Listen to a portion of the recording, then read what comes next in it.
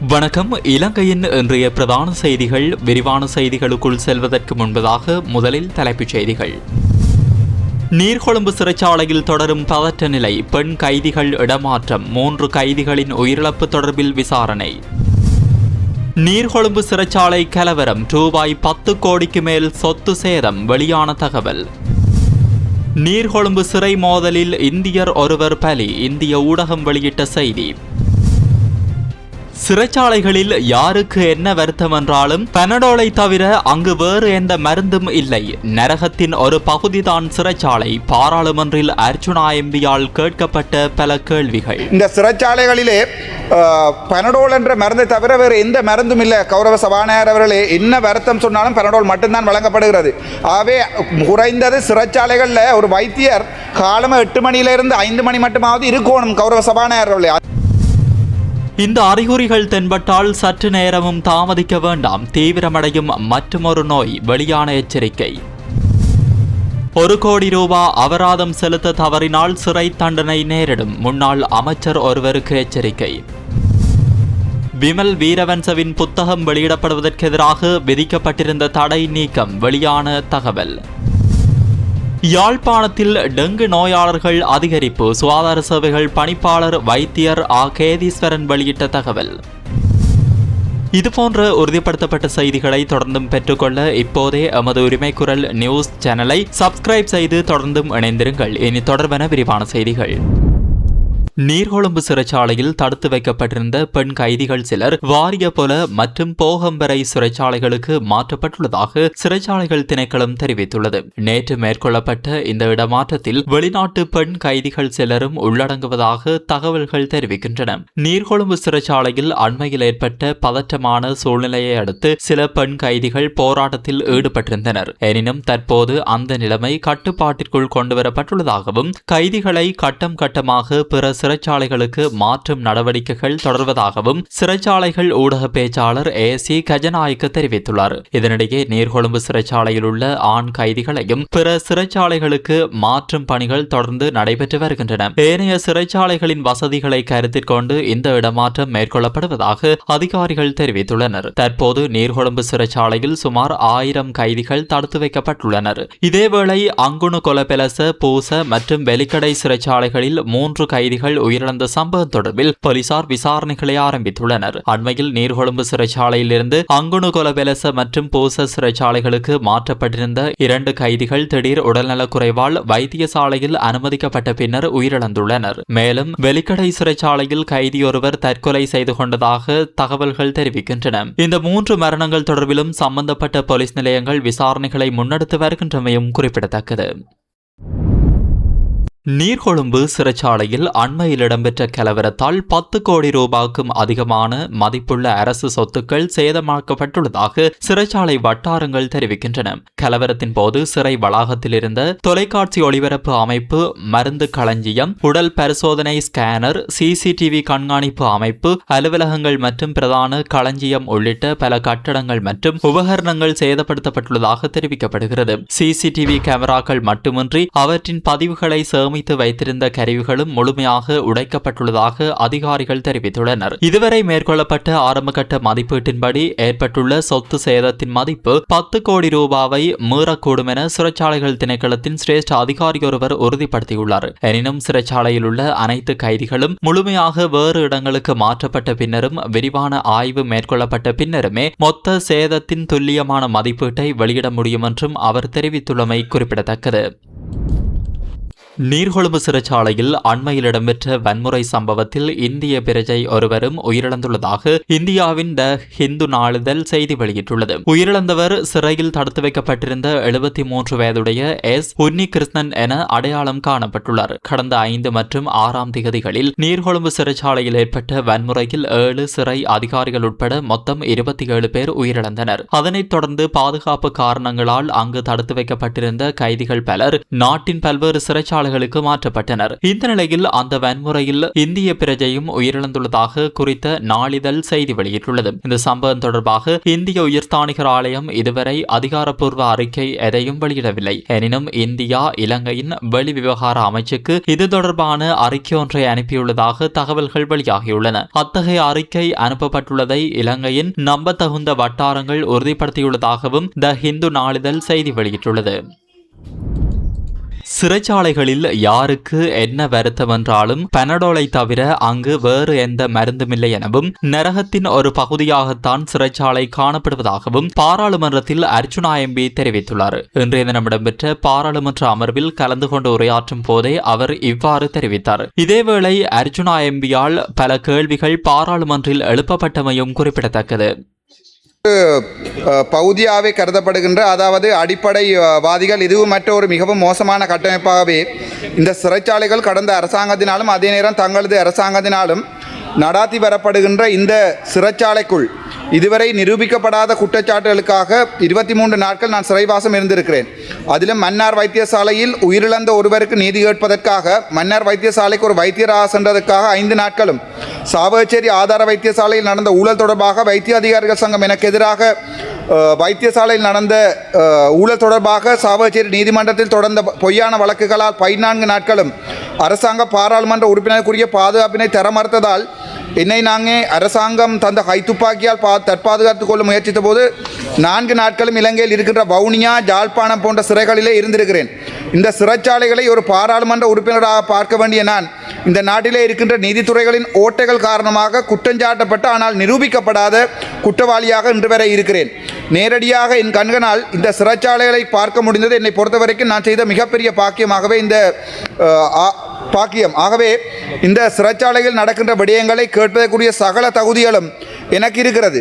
இந்த சிறைச்சாலைகளில் அடைக்கப்படுகின்ற குற்றஞ்சாட்டப்பட்ட குற்றம் நிரூபிக்கப்பட்ட குற்றவாளிகள் அனைவரும் ஒரு மனிதர்கள் என்ற வாசகத்தை நான் அந்த சிறைச்சாலைகள் சுவர்களில் எழுதப்பட்டிருப்பதை அடிக்கடி வாசிக்கிறேன். ஆனால் உள்ளே நடப்பதோ வேறு. ஆகையால் பொறுப்புக்குரிய சுகாதார அமைச்சர் என்ற அடிப்படையில் இந்த கேள்விகளுக்குரிய பதில்களை தாங்கள் தருவீர்கள் என்ற நம்பிக்கை எனக்கு இருக்கிறது. ஒன்று, இலங்கையின் வடக்கு மாகாணத்தில் இருக்கின்ற வவுனியா சிறைச்சாலையில் நிரந்தரமாக ஒரு வைத்தியர் நியமிக்கப்பட்டிருக்கிறாரா? ஆம் எனில் அவருடைய பெயர் என்ன?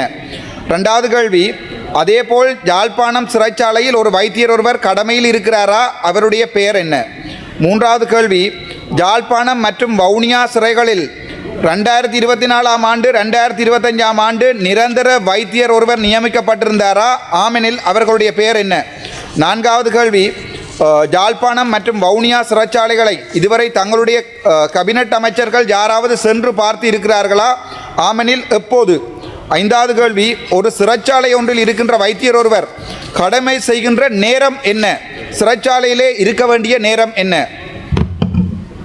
6வது கேள்வி, ஒன்கோல் வைத்தியராக அவரால் வீடுகளில் இருந்து தொலைபேசி மூலம் மருத்துவம் பார்க்க முடியுமா? அதற்குரிய சட்ட வரைகள் இருக்கிறதா? அவை என்ன? ஒரு சிறைச்சாலை ஒன்றில் ஒரு கைதி ஒருவருக்கு ஆஸ்துமா நோயினால் அல்லது ஹார்ட் அட்டாக் நிலையினால் மருத்துவ அவசர நிலை ஏற்பட்டால் அந்த நிலையில் மருத்துவ உதவி வழங்குவதற்கு அந்த சிறைச்சாலையில் இரவு நேரத்தில் மருத்துவர்கள் இருக்கிறார்களா?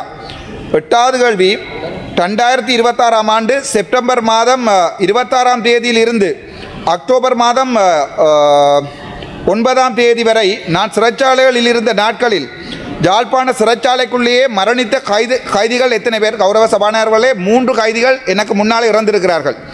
அவர்களுடைய பெயர் என்ன? அவர்கள் எவ்வாறு மரணித்தார்கள்? போஸ்ட்மார்ட்டம் செய்யப்பட்டதா?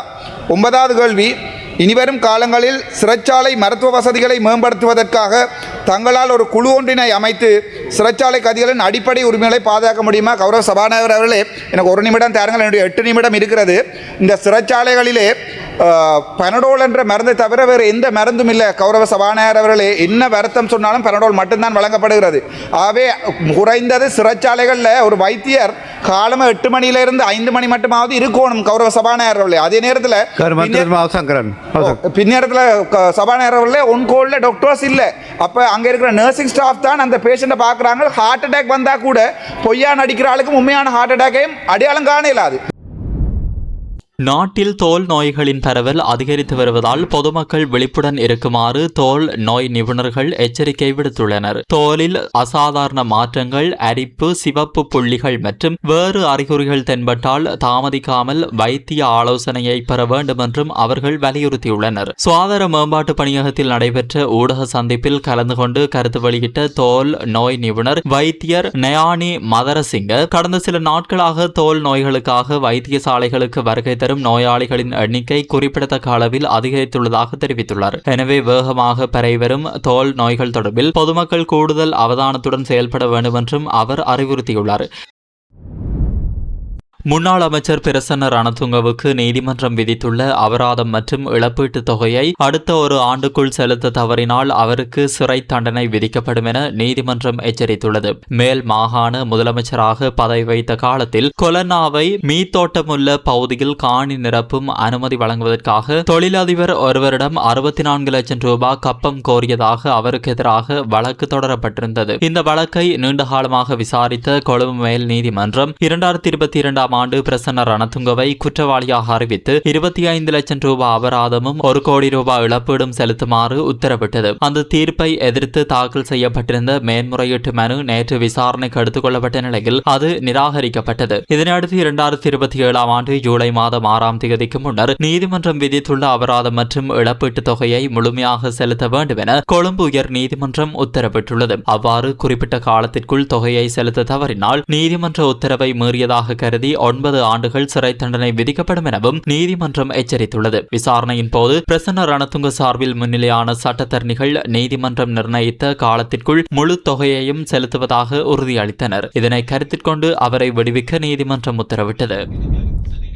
முன்னாள் அமைச்சர் விமல் வீரவன்ச எழுதிய இல்லை என்பதற்கு பதிலாக உண்மை என்ற நூலை வெளியிடுவதற்கு விதிக்கப்பட்டிருந்த தடையாணையை நீக்குமாறு உச்ச நீதிமன்றம் உத்தரவிட்டுள்ளது. ஜனதா விமுக்தி பெரமுனவின் முன்னாள் பிரச்சார செயலாளராக இருந்த விமல் வீரவன்ச 2007 ஆண்டு அந்த கட்சியில் இருந்து விலகி தேசிய சுதந்திர முன்னணி கட்சியை நிறுவி அதன் தலைவராக செயல்பட்டு வருகிறார். தான் ஜேவிபியில் இருந்து விலக காரணமான விடயங்களை விளக்கும் வகையில் இல்லை என்பதற்கு பதிலாக உண்மை என்ற தலைப்பில் அவர் நூலொன்றை எழுதியிருந்தார். இந்த நூலை வெளியிடுவதற்கு எதிராக ஜேவிபி சார்பில் வர்த்தக உயர் நீதிமன்றத்தில் தாக்கல் செய்யப்பட்ட மனுவை தொடர்ந்து நூலின் வெளியீட்டுக்கு இடைக்கால தடையாணை பிறப்பிக்கப்பட்டிருந்தது. அந்த தடையாணைக்கு எதிராக விமல் வீரவன்ச தாக்கல் செய்திருந்த மேன்முறையீட்டு மனுவை விசாரித்த உச்ச நீதிமன்றம் வர்த்தக உயர் நீதிமன்றத்தின் தடையாணையை நீக்குமாறு தீர்ப்பளித்துள்ளது. 3 நீதிபதிகள் கொண்ட உச்ச நீதிமன்ற அமர்வு வழங்கிய தீர்ப்பின்படி நூலில் இடம்பெற்றுள்ள டில்வின் சில்வாவின் கட்டுரைகள் தவிர ஏனைய அனைத்து உள்ளடக்கங்களையும் வெளியிடலாம் என அனுமதி வழங்கப்பட்டுள்ளது.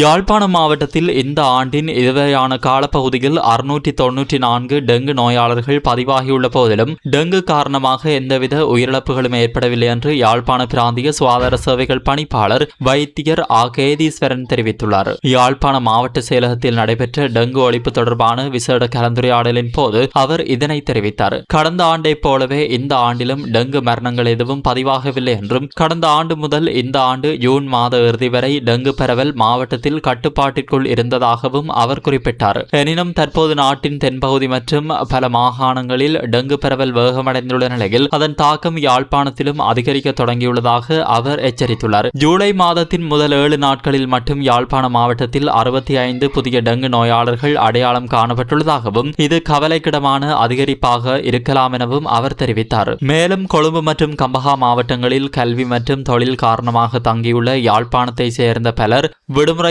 வீடு திரும்பிய போது டெங்கு நோய் தொற்றுடன் வந்து யாழ்ப்பாண வைத்தியசாலைகளில் சிகிச்சை பெற்று வருவதாக அவர் சுட்டிக்காட்டியுள்ளார். இதனால் டெங்கு ஒழிப்பு நடவடிக்கைகளில் பொதுமக்கள் முழுமையான ஒத்துழைப்பை வழங்க வேண்டும் என்றும் சுகாதார அதிகாரிகள் வலியுறுத்தியுள்ளனர். இதேவேளை நாட்டில் பதிவாகியுள்ள டெங்கு மரணங்களின் எண்ணிக்கை 45ஆக அதிகரித்துள்ளதாக தேசிய டெங்கு ஒழிப்பு பிரிவு தெரிவித்துள்ளது. டெங்கு ஒழிப்பு பிரிவு இன்று காலை வெளியிட்டுள்ள விசேட அறிக்கையில் இந்த விடயம் தெரிவிக்கப்பட்டுள்ளது. இதற்கமைய இந்த ஆண்டில் இதுவரையான காலப்பகுதியில் நாடு முழுவதும் பதிவாகியுள்ள ஒட்டுமொத்த டெங்கு நோயாளர்களின் எண்ணிக்கை 65,034 ஆகும். ஜூலை மாதத்தின் முதல் 8 நாட்களில் மாத்திரம் 9,654 நோயாளர்கள் பதிவாகியுள்ளனர். இந்த ஆண்டில் இதுவரையில் மாவட்ட ரீதியாக பதிவாகியுள்ள நோயாளர்களின் அடிப்படையில் கம்பஹா மாவட்டத்தில் 13,332 நோயாளர்கள் பதிவாகியுள்ளனர். கொழும்பு மாவட்டத்தில் 13,150 நோயாளர்களும், மாத்தறை மாவட்டத்தில் 4,600 நோயாளர்களும், களுத்துறை மாவட்டத்தில் 4,354 நோயாளர்களும் அடையாளம் காணப்பட்டுள்ளதாக தேசிய டெங்கு ஒழிப்பு பிரிவு மேலும் சுட்டிக்காட்டியுள்ளது. இதேவேளை டெங்கு ஒழிப்பு பணிகளில் மிகவும் அர்ப்பணிப்புடன் கடினமாக உழைத்து வரும் கொழும்பு மாவட்டத்தை சேர்ந்த 8 பொது சுகாதார பரிசோதகர்களுக்கு டெங்கு நோய் தொற்றியுள்ளது. இன்று நடைபெற்ற ஊடகவியலாளர் சந்திப்பில் கலந்து கொண்டு கருத்து தெரிவித்த அந்த சங்கத்தின் கொழும்பு மாவட்ட கிளையின் தலைவர் அமித் குமார் இதனை வெளிப்படுத்தியுள்ளார். சுகாதார ஊழியர்கள் சிலருக்கும் டெங்கு நோய் தொற்றியுள்ளதாகவும், கொழும்பு மாவட்டம் முழுவதும் தற்போது டெங்கு தொற்று வேகமாக பரவி வருவதாகவும் அவர் மேலும் குறிப்பிட்டுள்ளமை சுட்டிக்காட்டத்தக்கது. இத்துடன் இன்றைய பிரதான செய்திகள் நிறைவடைகின்றன. இதுபோன்ற செய்திகளை தொடர்ந்தும் பெற்றுக்கொள்ள உரிமை குரலோடு இணைந்திருங்கள்.